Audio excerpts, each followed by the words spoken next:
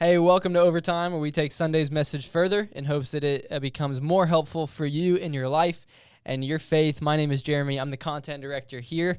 And as always, be sure to subscribe if you are watching on YouTube or if you are listening on Apple Podcast or Spotify Podcast. We kicked off a new series last week called You've Got a Friend in Me, where we said the quality of life is only as good as the quality of our relationships. And our hope throughout the series is that it really helps you grow in your relationships, that it really helps you, gives you tools to know how to grow in your relationships, how to navigate the relational complexities that we all experience, and how to really invite God into your relationships and experience what we believe that He has for you as well. And we're going to unpack a little bit more of part one. Buck Giebelhaus, our lead pastor, is sitting with me. And we did part one this past Sunday. And now we're prepping for part two. Go part two. Buck, how's your week going so far? My week is going. It's happening. There's a lot happening. We had a pretty busy week, and our good friend Josh Montoya, who usually edits this podcast, right? He got married. I know. And we were talking about that last week's podcast. Oh yeah, we were. Yeah. That's right.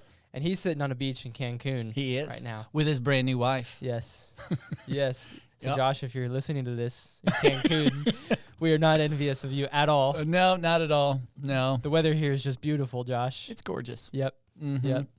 Buck, how are you doing though this week? Everything going on? How you feeling? Well, I feel pretty good. Before the podcast, we were talking about the thing that's stressing me out this week the very most of all things, and it's kind of ironic. I don't know why, but I've never been a coach, and I decided to coach Jonathan and Michael's flag football team, and it's the NFL flag football of 11 and 12-year-olds. It's the professional version, or the professional division. Big deal. So we were undefeated until Josh's wedding. And then it all went downhill. Yeah, and so I turned the reins over, and I was like, hey, so-and-so, please coach the team. And I gave him the playbook, and, I told him how to do a couple things, and we lost. And so I'm taking the loss pretty hard. I haven't processed that well, and we have a practice tomorrow night, and then we have the playoffs this weekend, and I've got another thing this weekend. So, Yep. I'm feeling all of that. I'm like, how am I going to, And so all this is new. Flag football is all new to me in terms of, I've watched my boys do it. Yep.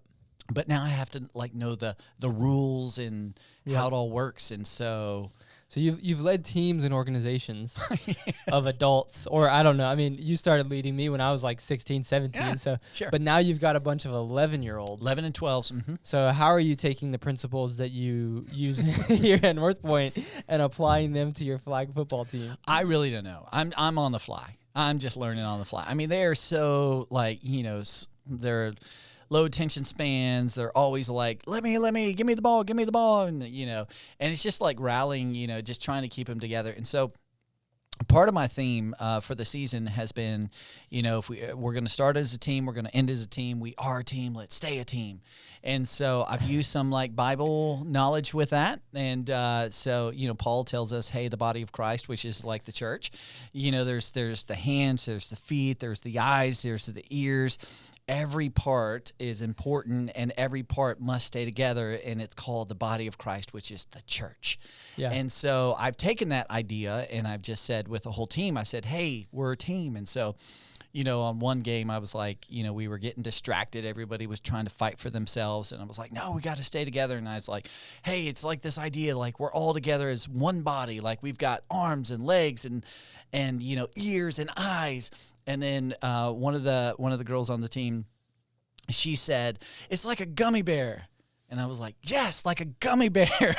And I said, we must stay together as a gummy bear. And so now the theme is, hey, we start as a team, we end as a team. And then the whole, all 10 of my players go, and we're the gummy bears.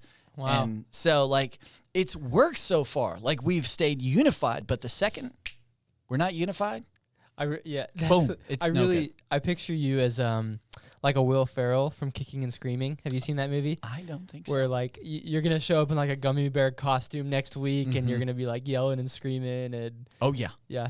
Yeah, I gotta do something. We gotta get it back on track. Yeah. Well, that's good. Well, good luck Thank with you. that. We're not going to talk about that the whole podcast, though. So we started off part one, and you really compared and contrasted these two big ideas that get put into relational gaps. And one was cynicism, which, there's a relational gap created, and we put cynicism in the gap. So we go, of course they did, or, I bet they're late because of this, or here's why they did this thing. And it's all cynical about it. It's negative. Or we put curiosity into the gap, and we choose to believe the best. So assume the worst versus believing the best were kind of the two big things that we talked about. I think curiosity is a little bit more of a personal thing, like not just a relational thing, but it's an individual thing. Like you meet people throughout their life. They're not like the Walters that you talked about on Sunday. They're like really happy old people. And it's like they're just curious about life. They just love life. They're happy because they've made this idea of curiosity just a habit that they've experienced their entire life. What does curiosity look like as a habit on a personal basis? Yeah, I think, to back up a little bit, and I'll just do a quick recap for those of you who are listening, and this is all new information. One of the things is I just said in every relationship, friendship, marriage relationship, whatever it is, there's always these relational gaps. And the reason why there's relational gaps is because we're all imperfect. There's not a perfect person, meaning there's not a perfect relationship. And even though we know that, I think sometimes it's just good to hear that. To go like, you're not going to find a perfect friendship. You're not going to find a perfect marriage. So quit looking for it. You just can't find it, but you can develop it. You can create it. You can take steps towards it. And that's the whole goal of the series, is to go, let's for all of us, Christian, not a Christian, let's all of us discover some tools together, discover these keys to begin to step towards, create a quality relationship. Because if we can create that, or at least as far as it depends upon me as an individual, you as an individual, if we can take steps to that, then we can experience quality relationships, which lead to quality of life. That's joy, contentment, intimacy, the things that really make life meaningful. So that's the hope of this whole series. And when it comes to a relational gap, because we're all imperfect, they're going to come. And we have a choice, and as you said, cynicism or curiosity. And I think curiosity, when it comes to thinking about what does that look like practically speaking, it's very simple. It's a choice. It's a discipline. It's one of those things you have to force your mind to do. It's you have to take whatever came to your mind, like, oh my gosh, here's a relational gap. They didn't text me. They're late. They didn't do it the way I wanted them to. My son or daughter didn't clean up the room. My wife said that thing I asked her to stop saying.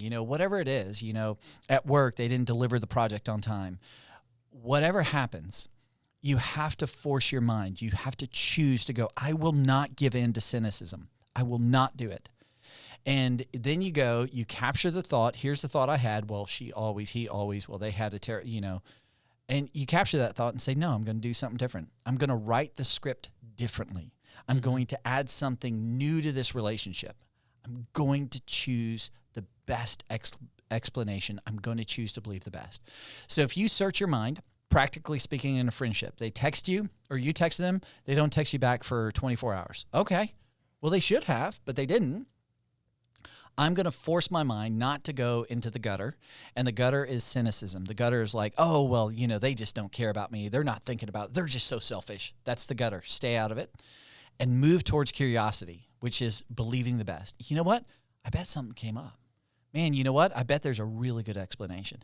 I bet they just got crazy busy at work, and I bet when she went home, the kids were nutso, and, maybe there's something going on with her husband or whatever. Yeah, I bet she wants to. She's just crazy busy. I bet there's a really good reason. You force your mind to do that, and I'm just telling you, 8, 9 out of 10 times, you're right. That positive thought. And what we talked about on Sunday is frientimacy, this friendship that is a depth of friendship. When you go positive, you actually make a deposit towards frientimacy and quality relationship. But it is a discipline. It is a choice. You must force your mind to capture the thought, to capture the emotion, and to make a choice that's different than perhaps you've done in the past. And move away from cynicism. Go towards positivity, go towards believing the best, find the most generous explanation, and then believe it. And that's it. Yeah. And it is overly pragmatic. It may sound overly simple, but it is a game changer in terms of relationships. Yep. Yeah, as you were talking, two things came to mind in terms of kind of just tools to help us practically do that, to take thoughts captive like you're talking about. One, I think, is just forcing yourself to ask questions, kind of like you were talking about. I think it's so interesting. Jesus was asked in the Gospels around 183 questions. He answered 3 of them total, but in return, he asked 307 questions in return to the questions that he was asked 187 times. Now, did you just have that memorized? No, I have it on my iPad right here. I don't That's have it memorized. impressive, I though. want to memorize that. That's fantastic. Yes. But how often do we get a question or something bumps into us and we instantly go, well, here's the answer and here's why, versus going, what's a question I can ask here? And that's a practice of a discipline, like you're saying, of curiosity. I also think you said, taking our thoughts, taking our emotions captive, to me makes me think of something that's been really helpful for me over the years. A lot of times we go, I'm going to lead with what I am feeling, regardless of what I know to be true or not. And so we go, well, I know that, they said they were going to be home this time, or I know they said they love me, or I know they said they're going to change or prioritize, but I feel so angry. Therefore, I'm going to allow that to dictate, my emotions and what I believe. And a very helpful thing I heard one time is just to flip that around. And it was called flipping the script. And instead of going, I know, but I feel, you go, I feel angry, but I know that they said that they're going to be home on time. I know, I'm sure there's a better explanation. You know what I mean? And you just end with what you know, what is true versus what you feel. Right. I think that's helpful in just that whole concept of taking thoughts captive, continuing to try to be curious, that kind of thing. 100%. And curiosity is the thing that it diminishes a lot of the anger. Curiosity, if you start with that and you're like, man, I'm super angry. One of the things you can do to help with your anger or to help with whatever emotion you feel is begin to infuse it with curiosity, because now you are curious. You're like, okay, I am angry, but I do have questions. I am curious. And questions, like Jesus did that so many times because he was just uncovering a depth of the person, a depth of the situation. So, uncovering the assumption you have, uncovering the why behind what you're doing. And when you uncover that, then all of a sudden you're like, oh my gosh, now that I understood why you did what you did, or why you said what you said, or the why behind the text. Again, 8 or 9 out of 10 times, it's gonna make sense. Sure. It wasn't malicious. It wasn't some bad moral outcome. Yep. And it's one of the greatest things you can do, and it's super helpful. But it's a struggle. It really is a choice to make, and I struggle with it. I think the other day I walked in the boiler room, and I think Sam was playing the video game, or his video game, and I told him not to, or told him hey, don't let that video game distract. And so I walked in, and my fault is what I did is I got in the past. I didn't stay in the present. I didn't walk in and assess the situation for the situation that was happening. I dragged all the times I had walked in, and I'd seen all the times he played the video games, and all the times it's come at a cost to his grades, or all the times it's come at a cost to what I've asked him to do. And I brought that into the room, and I wasn't present. And so then the emotion got the best of me. I didn't believe the best. I wasn't curious. I just made some, cynical comments, and it hurt him, and it hurt the relationship. And what was so cool is Sam later said, Dad, can we talk? And sat down, and he goes, hey, next time you do that, do you think you could just not bring up the past? I was just playing the video game. I know I shouldn't have, but here's the deal. Can you just ask me not to play the video game? Can you just maybe ask me why I was? Because it was actually a tough day, and I was just I just wanted to escape a little bit. And next time, can you not bring up all that? Because I know I've done this stuff in the past. And so the moral of that story is just to go, one of the greatest things to keep you believing the best, to keep you curious, is stay present. Just stay with what's happening in that moment. Not what's happened 450 times in the past, but what's happening in this moment. And sometimes that's helpful to, get you out of the gutter of cynicism. Yeah. Yeah, I like what you said about, asking why with any cynical type of emotion or feeling. I know sometimes for me, I'll be angry about something, and I want to talk to Ashley about it. But I know at the core of anger is I'm not getting what I want. And so when I take a second and pause, and in no way am I saying I always pause, because sometimes I come to her in the midst of anger, and I'm like, I didn't process through it at all, and it just really ends badly. But sometimes I go, okay, why am I angry? And I go, well, I just didn't get this thing. Okay, that's really not that big of a deal. You know what I mean? And it allows me to kind of put curiosity into the gap then in those moments, So that's really good. We talked a lot about curiosity and cynicism, and more relationally though. But I think because our relationships are very interwoven into our relationship with our Heavenly Father, curiosity and cynicism, I think, are interwoven into those things as well. How would you describe how curiosity and cynicism show up in our kind of spirituality and our relationship with God? Yeah, I mean, there's a lot of ways we can think about this. I think I think Christians, if you're a follower of Jesus, you should be some of the most curious people on the planet.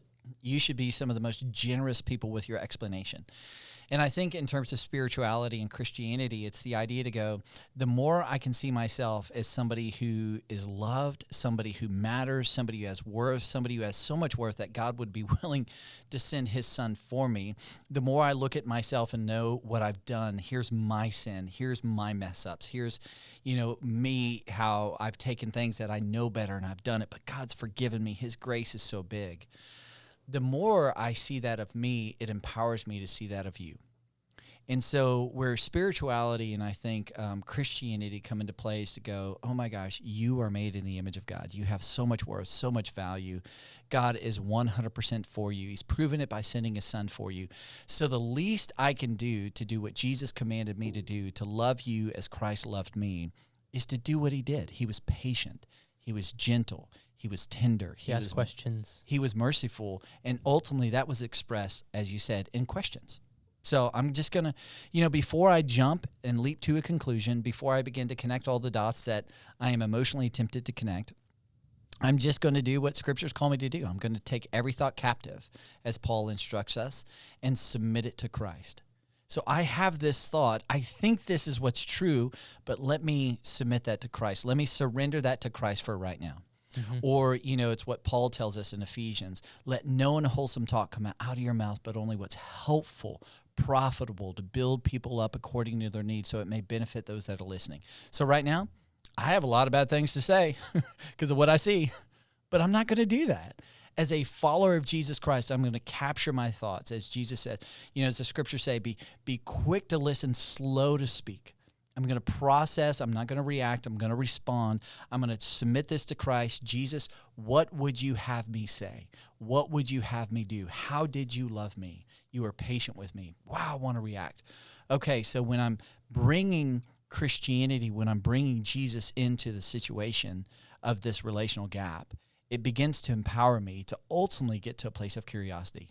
And as followers of Jesus, man, we should be the most curious people on the planet because everybody has value, everybody has worth, and the least we can give them is the gift of that, to go, hey, I bet there's a good explanation. Mm-hmm. I bet there's a good reason. So I'm just going to go be slow to speak, quick to listen.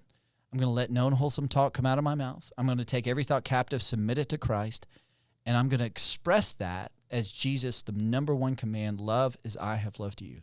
I'm going to express that in my curiosity of you because you have such value.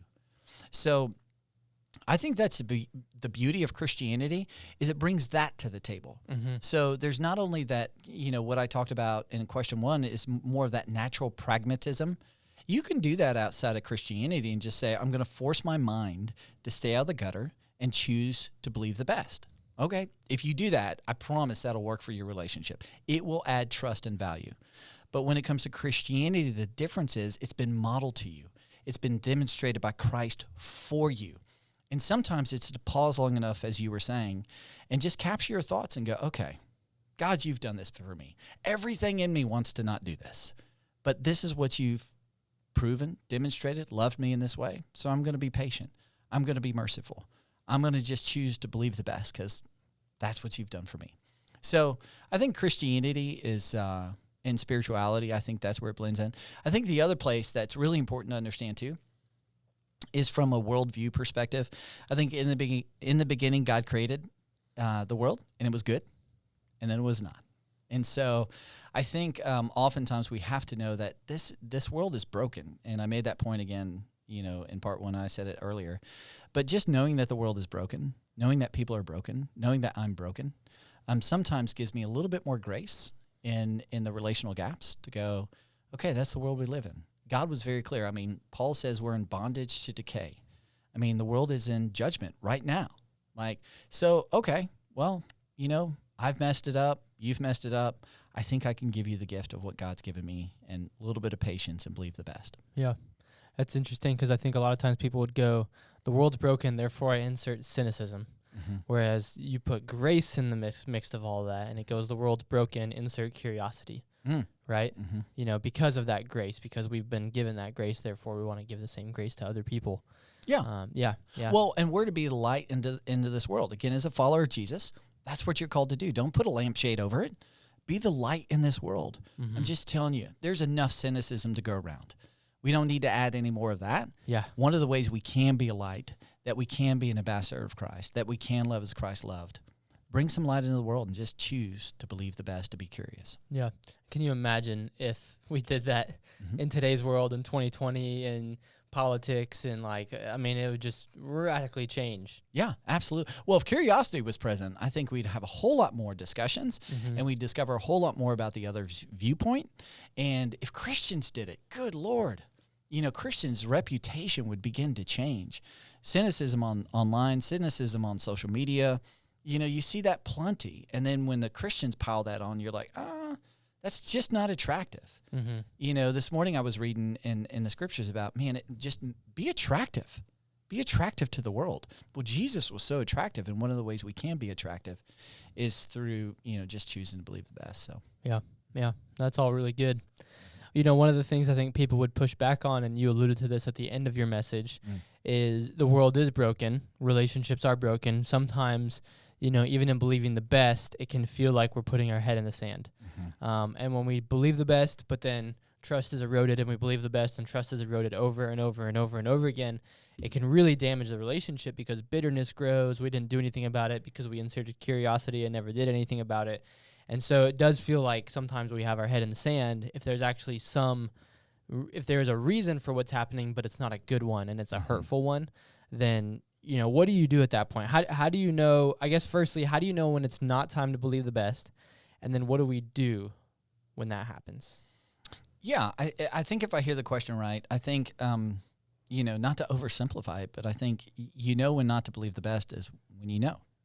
Yeah. It's like, you kind of a gut feeling is what you're saying. No, until it's proven. And it's like, okay, hey, I believe the best. If you didn't text me back on time, say that was the issue. And I was like, man, that was kind of hurtful. And I sat down and I was like, hey, Jeremy, I just want to talk real quick about the text. Don't want to make this a big deal, but hey, can we have a conversation about it? And so, I just trusted like, hey, there's something going on or whatever. And, and we made an agreement or something. You're going to text me back in 12 hours or whatever that is. And then when you're like, when it's proven otherwise, when it's like, well, that was the case, that I didn't text you back purposely. Yep. Okay, then we have a conversation about it. Yep. I ask you to clean the room. I'm guessing, there's a good reason. You didn't clean your room, sweetie.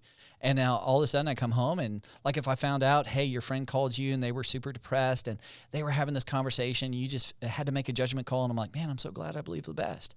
But if I find out it's because you're watching TV, I'm proven otherwise. Sure. And, I have, and so it's like one of those things to go, hey, I didn't the example, Life 360, man, you turned it off. What was going on? Hey, I just believe you don't, you don't know how to use your phone or whatever. I'm just going to choose the most generous explanation. But when I find out it's because you went to that place we said not to go to, we're going to have a hard conversation. So I think there's got to be something a little bit more tangible. Certainly I think there are judgment calls, but I do think you need to work as much as you can to get to, I can't believe the best any longer. Yeah. Because it was proven otherwise. And so once it's proven otherwise, then yes, you got to have a really hard conversation. And, you've got to be able to be secure enough to step in, to lean in, to go, we need to talk about this.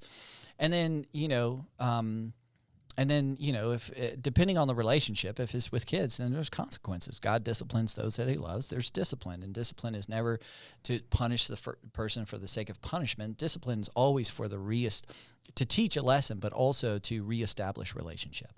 So like, hey, here's what I discovered, so I'm going to ask you to go, mow the lawn as well. And so that's the discipline, but what I want to teach you about is hard work, and hey, can we have a conversation about it afterwards? And so reestablishing the relationship. So that's a very, very minor example of that. Yeah. Yeah. It's an alignment conversation that can happen. It's an expectation conversation that can happen. It's, hey, is there something I'm contributing to the relationship that is as to why you're not texting or why you're not calling or why you're not doing the way, what I ask you to do. And a lot of those are just very minor conversations. But then I think, sometimes, like I said on Sunday, sometimes boundaries need to be set up. So it's like, I've shared a little bit of history about my dad, but, one of the things I asked my dad, I said, Dad, the explosiveness or, the demands, I will see your children, you will get me, I said they need to stop. Like I asked him to do it and he didn't do it. Well, I had to believe like he was hurting because my mom passed away. He's hurting because his wife of, 40 plus years passed away. So I get it. Like he's hurting. There's a good explanation to that. But at the same time, he crossed a line and he crossed a line that was proven. Mm-hmm. And so at that point, we have to have a conversation. And when the conversation, there's no respect in the conversation or there's no, adherence to, hey, we're not going to have this like, Dad, here's the thing or whatever, then boundaries do need to be set up. And those are things where, this is kind of getting off on a little bit of a tangent, but, oftentimes we give parents rights because they have a name of a mom or dad. Moms and dads, it's a privilege to see your children. Mm-hmm. It's a privilege to come over to your house. You're talking about when kids are older? Right. Yeah.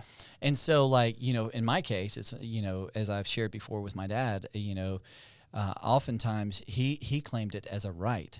And I was like, well, a right of a father to come over to see his grandchildren is a result of being a grandfather, is a result of being a father, meaning being a man of wisdom, being a man of patience, being a man who's willing to, hey, when you mess up, just own your mess ups to some degree. Mm-hmm. Being a man who's going to be like, hey, if I ask you to come over at a certain time and you don't come over and you come over whenever you want, like at some point you got to set up boundaries for the health of you, for the health of your family, for the health of them, and for the health of the whole relationship. And so, I don't know if that's a great example, but that's, potentially an example. And then, to the extremes as far as like, hey, religion sometimes is a little bit of a gray area that allows people to be in abusive emotional relationships and abusive physical relationships. And at that point, I've suggested many, many times to go like if it's proven, like if he continues to do the thing you've asked him to stop doing, everybody's got to have some place to mess up. And again, depending on the mess up, this is getting in some muddy waters. But, if you ask him not to say that and he continues to say that over and over and over habitually and he won't stop or she won't stop, at that point, it may be time for separation. And divorce can go on the shelf, but it may be time for separation to go, hey, like, I have to draw some boundaries. We have to separate in this relationship for a period of time with always the hope of restoration, always the hope of reconciliation, always the hope of can we forgive? Not only can I forgive you for what you've done and cancel the debt before God, but can we reconcile this relationship? And so there is a whole arena of discussion. There's a whole category of discussion to go. When it's proven otherwise, well, yes, let's walk down that path. And it may be just a hard conversation and a realignment. It may be a conversation that now we have to set up boundaries. And here's when you can come over. I even told my dad for 1 year, I'm not going to see you. Like, I'm not going to call you. I have to get healthy enough to be on the other side of you. And you've crossed so many boundaries with my kids, so many boundaries with me. It's 1 year and that's it. That was the boundaries. And sometimes it's those kind of boundaries. And then sometimes, depending on if it's emotional abuse, if it's physical abuse, if it's, sexual, a sexual category and adultery, there are grounds to not only separate, but there are also grounds to move towards divorce. And that relationship ends. And that's the right thing to do. That's the wise thing to do. And so that's a whole discussion. Sure. And that's a whole path forward. But I think up until that point, I think our best move in terms of a key to unlock the depth and the intimacy and the quality of relationship is believe the best until proven otherwise. Once it's proven, then yes, that process starts. Yeah. Mm-hmm. Yeah, I think two things came up to me as you were talking through that. One, I think just if you're the person who created the gap, I think it's really important that you have the humility and the wisdom to be able to just say, I'm sorry. You know what I mean? When the gap was created and it was proven otherwise and there's a conversation had, I mean, you could go as small as didn't get home on time to as big as whatever it might be, but just being able to go, I'm sorry I created that gap is so important, because I think that a lot of times there's a lot of relational complexity as a result of our willingness not to say sorry. Whereas like people just, the person on the other side of us just feels like there's an injustice. They want some justice. And when you say, I'm sorry, you're right, I understand why I made you feel that way. Oftentimes it avoids a lot of relational hardship that just was unnecessary. 100%. You know, so. Yeah, and I think I've talked about this before on a Sunday, but a good sorry is sorry. Like, hey, like if I keep going with the text. I don't know why. Maybe somebody's not going to text me back in the future. But it's like if I didn't text you back and you called me on it, I have to own what I did, and I have to own what you felt like, and I have to say something that I may do in the future to prevent me from doing the very thing that hurt you. So, like a good sorry. A healthy sorry is, man, Jeremy, I'm so sorry I didn't text you back. That's on me. I did that to you. And I know if I wouldn't have gotten a text and I'm in your shoes, man, it'd feel like, what, is that not important? Did you not see that? Like, what's going on? And that probably had to create a lot of questions for you. And I did that. Man, I'm really sorry. So here's the deal. I'm going to set my text up in a different way. So anytime I get a text from you, it's going to alert me. And my commitment to you is to text you back in the next 12 hours. So now you feel like, man, that felt like a thorough sorry. Like you owned it. You understood from an empathetic perspective how I felt. And you're going to do something different because you don't want me to feel that way. And if you're the one who created the gap, man, what you just said about, sorry, gosh, that goes a long ways in the relationship as well. Yep. Yeah, and using an example like a text is a good one, because I know that's personal to you right now. But I think I don't know why. I think it also is just so applicable in a lot of just real life, marriage, relationship, parenting, things that pop up all the time. The second thing I was going to say with that is some people don't jump into these types of conversations because of just the uncomfortability of it, the discomfort. Like, we just got to be willing to get uncomfortable if we're going to experience great relationships. And sometimes the boundaries conversations, like going to your parents and saying, hey, here's the boundaries, that is so difficult, so uncomfortable. But what's at stake? It's the relationship. We got to be willing to get uncomfortable if we want to have great relationships, because quality of life, quality of relationships, what we're saying throughout this series, right?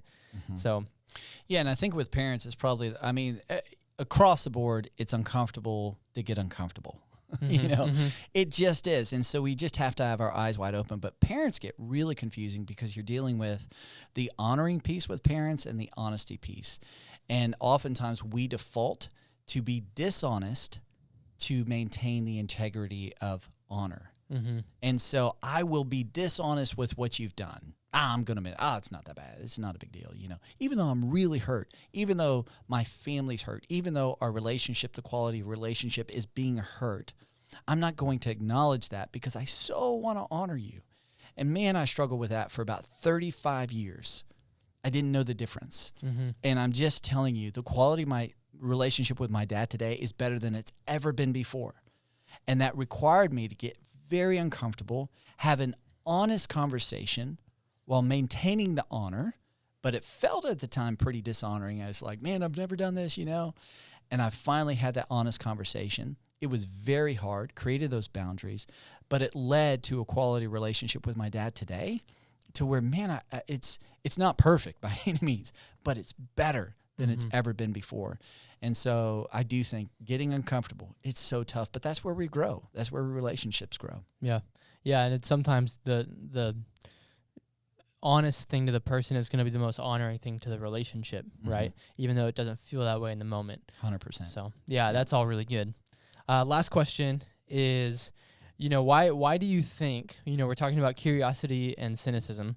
We all have a natural bend. We have to learn how to be curious. We have to instill a discipline of curiosity, because we naturally get a discipline of being cynical. Like we just, a lot of us, maybe some people are naturally curious, but most people are naturally a little bit more cynical. Why do you think we naturally lean in that direction first? Yeah, I think, there's a lot of things to that. I think past hurts, if you've been hurt over and over and over and over, then it's kind of a predictable pattern. And, your response becomes more and more cynical, because it's like, well, everybody's out to hurt me. Like, you know, and you've heard the classic lines, and people have heard classic lines like, you know, this man did this to me, or this woman did this to me, and then this man did it again. So like my second boyfriend, my third boyfriend, my second husband, third. So all men are like this. Now you're in the lane of cynicism. All women are like this. Now you're in the lane of cynicism. And that's just not true. It's just not true. So I think past hurts, I think it's what we do with what somebody does to us. If somebody's hurt us, created lots of relational gaps.